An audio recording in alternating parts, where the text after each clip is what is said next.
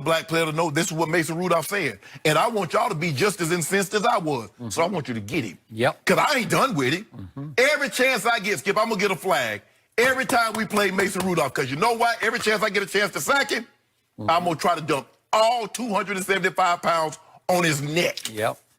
But, Skip, I just hope, I hope, and I pray that Myles Garrett is not making this up. I really hope that that's not the case, that he's trying to provide cover for his actions. And for me, Skip, if he had done this, I'm like, Myles, you were wrong for this, but bro, I understand why you did it, and you deserve to do it. And people looking at him like, hold on, Myles, you mean to tell me, because just 2 weeks earlier, you said someone walked up to you and slapped you after you took a picture with him. Said he punched him in the face. Yes. Not slapped him, he punched him. Punched him. In downtown Cleveland in broad daylight at 3 p.m. And you guy got out of his car and said, hey, can I get a quick picture with you? Yeah. Rolled down his window, and he said the guy took the selfie photo with the two of them and just punched him in the face. And you did nothing. Okay. You smiled. He posted it on Twitter soon after. I just, the dichotomy of this, and not to say that it's not true, but I just hope, man, Myles did not make this up to provide cover, because, Skip, I just think that had it happened like he said it happened, I would have said immediately after the game, man, that's what he said. Why y'all think I reacted like that? Y'all know me. I'm not, because, Skip, you know, maybe in his reputation is he's a philosopher. He reads poetry. He's an intellectual. Intellectual guy. He is a deep thinker. And so, guys, y'all know me. Yep. That's not my personality. But for him to react like this, and I said it immediately, something was something said, but then he didn't say anything about it. Skip, I got to get that off me. I mean, the minute someone does something, I react a certain way. Well, let me explain to you why I reacted that way. But that's not what Myles did. And so I'm upset. I hope it's not true, but I'm equally as disappointed in Myles saying that this isn't true as I am with the NFL for putting this out. You don't do that, NFL, and you wonder why. Well, why can't there be trust between the NFL and players? Because you do stuff like this. Adam Schefter and Josina Anderson was not in that room. So how in the hell did he get that information? Someone from the NFL leaked it, and you're wrong. Or from either camp, you know, whoever was there, you know, Mason Rudolph, I don't know. No, Mason Rudolph wouldn't be there. No, he wouldn't be there. Myles, I mean, somebody who was speaking up for him, or so, I don't know. I think when they have a thing like this, I'm not sure that the opposing party is in there. Yeah. Now, I don't know if anybody was sort of taking his side. I don't know how these things actually unfold because they're not very forthcoming. No. But somebody was really forthcoming about what got said. Right. Of all the things. And you, Skip, you know they're going to run with that. But if you remember, Skip, I don't know if you heard it, like a couple of, like that Sunday right after, the day right after, Josina Anderson also said, was there something said? She did. So it leads you to believe his reaction, leads you to believe that something was said. Okay. But why not say that after, Skip, their press conference immediately after? Agreed. Just to wrap up the incident in question that you talked about a few weeks back, the incident in downtown Cleveland, I just read this morning, and I didn't know because I was highly skeptical of that incident that he posted on Twitter, as were you, when we talked about it the next day on this show. But this story does say that Myles Garrett did take down the man's license plate and did go to the police with it, and that they did go find the 24-year-old man, but that Myles Garrett did not want to press charges, so it was dropped. Right. So I'm not skeptical anymore. Right. I guess it happened. I don't know if it happened exactly the way he presented it. Right. Punched you in the face, and you didn't get out of the car. I know what Shannon Sharp would have done at that moment. Skip, what's the likelihood? Because clearly you know who he was. What's the likelihood? I'm 6'2", 245. Myles Garrett is about 6'4.5", 275, 280. What's the likelihood? And known as one of the strongest weight room warriors in the league. Thank you. What's the likelihood of some common guy just wants to take a picture with me? I take a picture and he punches me. And take a shot at you? Right. Really? So it's even less likely it's going to happen to Myles Garrett. Not to say that it didn't happen, but hey.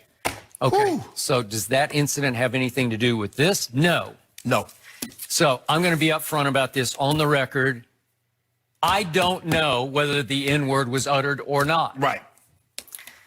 I'm going to say this again for maybe the 1,000th time on TV to me, that word, and I'm talking about the N word ending in the hard ER, used by white people against black people, is simply the single most evil word in the English language. It is. I wish I could somehow eradicate it because it makes my skin crawl when I hear it in movies. And I know there's a place for it in historical movies, Right. but I cringe when I hear it. I same. Now, my experience with N-word scenarios is if, in fact, Mason Rudolph had uttered that word out of anger, frustration, whatever, but when you utter it, then it shows you, it exposes who you really are. Absolutely. But if he did utter it against Myles Garrett and it ignited that incident, then my experience is with the black player is going to go straight to the locker room after the game, and he's going to tell his black and his white brothers in the locker room, he called me the N-word. Right. Yesterday, several of the Browns were asked about, were you aware that Mason Rudolph says Myles Garrett called him the N-word? Right.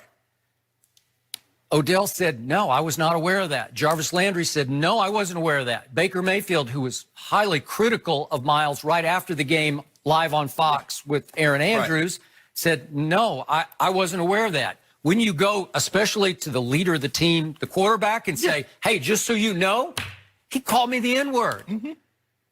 Wouldn't you make everybody aware of that? Yeah. And to your point, you would just go public with it. Oh, yeah. Again, it would be up to him whether he wanted to keep it private or public, but your teammates would be made aware. Right. I think, why would you keep that to yourself all the way up to the hearing? Right.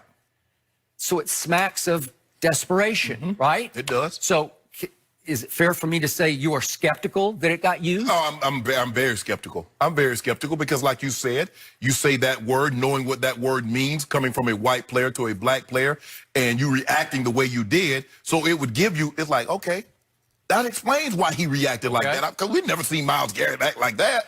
And then, but you tell no one. You sit on it for over a week. It is hard to believe. Yes. But just to frame this, you remember the Riley Cooper episode with the Eagles. Riley Cooper, in that summer, it was training camp had just opened. It was at a concert. Country Western concert in Philadelphia. He's captured on cell phone video screaming the N-word in plural at black security guards. I'm going to whip all those. I whip all you ends up in here. Okay. And boy, it sent me over the edge. So the next day on ESPN, I'm saying, bridge burned, deal breaker, cut him. Right.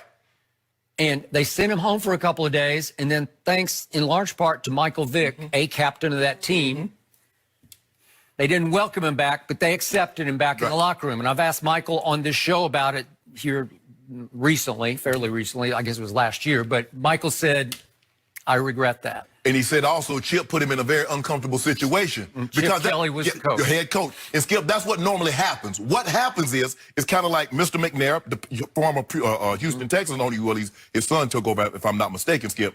When he said what he said, what do? They'll get the black, one of prominence, to go vouch for you. And so when he said what he said, what do? They get the leader of the team, the most prominent black, Michael Vick, to go vouch for him. This is our brother. We understand he made a mistake. Hell no. He made no mistake. What did the Eagles do, Skip? They gave him a contract extension. They did. And soon after, Deshaun Jackson was gone. Yeah. So after his best season. You extend Riley Cooper after he said the N-word, but wait, Chip Kelly, you just cut Deshaun Jackson? Really? How can you justify that? Well, now Chip's gone. And Skip, you know what? When people say that word, that ain't something that's all of a sudden, that's my first time using it. You said it. I agree. That ain't no word you just like, man, this is the first time, and I'm going to use it in this situation.